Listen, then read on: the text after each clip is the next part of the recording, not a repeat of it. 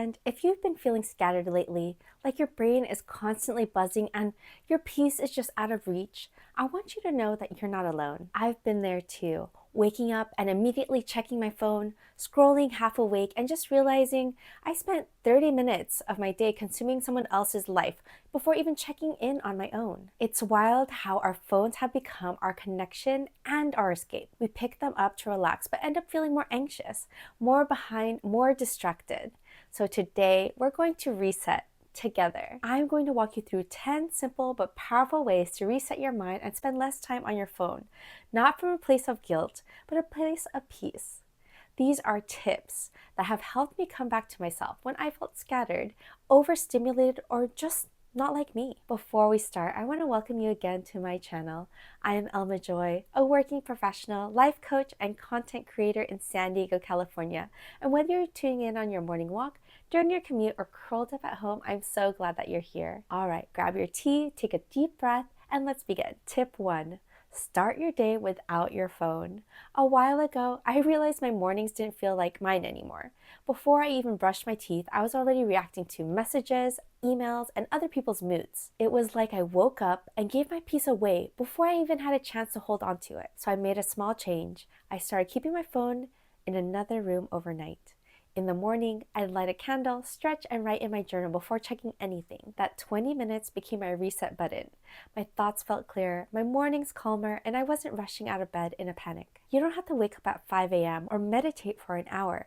Just give yourself a moment before the world asks anything of you to be with your own energy first. Try this affirmation. I start my day with presence, not pressure. Tip 2. Create phone-free zones. One of the most powerful things I've done for my peace and my creativity was designating certain areas of my home as screen-free zones. For example, my creativity desk, the same space where I record videos and podcasts, is a completely phone-free area.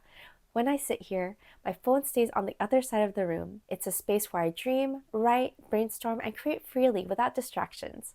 The moment I made this a screen-free zone, it became sacred. A space that tells my brain this is where ideas flow, not notifications. It's wild how much my focus has changed. When I'm at my desk, I feel present, inspired, and calm because there's no constant pull to check messages or scroll for inspiration that ends up draining me instead. You can create your own version of this. Maybe it's your dining room table, your reading nook, or your yoga mat. Pick a few places that represent peace and creativity and let them stay free from screens. It's amazing how quickly those spaces start to feel like oxygen for your mind. Tip 3.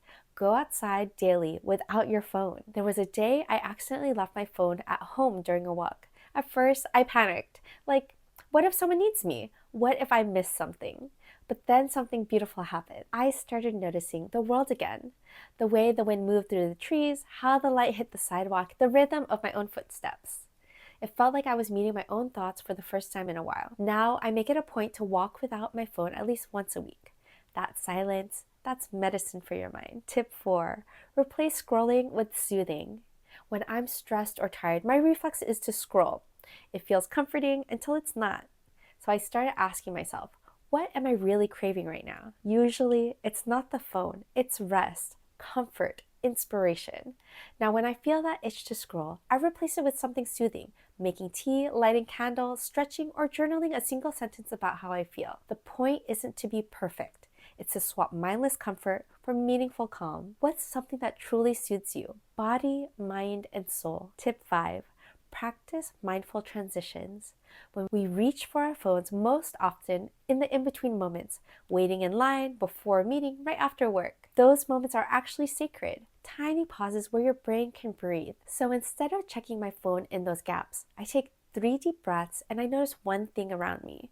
It's grounding, simple, and it helps me re-enter the world instead of escaping from it. A mini mantra for this is, I'm here, not there. Tip 6. Curate your digital space. Your feed is your mental diet. I used to follow everyone, influencers, news accounts, productivity gurus, and honestly, it left me overstimulated and drained. One night, I did a digital spring clean. I unfollowed anything that made me feel less than, and followed creators who inspired me to rest, grow, or smile. The next day, my feed felt lighter. It actually brought me peace instead of pressure. Here's a gentle reminder. Your digital space should reflect your values, not your vices. Tip 7. set gentle boundaries with your phone. I turned off my notifications completely. At first, it felt like I was missing something important. But the truth is, nothing was that urgent. Now my days feel like my own again. I can read, stretch, and just exist without that constant buzz of, you should be doing more. You can set your own boundaries, app limits, do not disturb hours, or even deleting that app that drains you the most. It's not about restriction, it's about protection. Tip 8. Rediscover offline joy. Do you remember what you loved before your phone became your main source of fun? For me, it was reading real books. I'd curl up on the couch and lose myself in a story for hours. But for years, I couldn't sit through 2 pages without checking my phone. So I made a rule: 10 pages before picking up my phone. It slowly turned into whole chapters. Now my evenings are rich again, like my imagination woke up. Maybe for you, it's painting, gardening, dancing, or cooking. Whatever sparks that feeling of flow, bring it back. Tip 9. Create a nightly digital detox.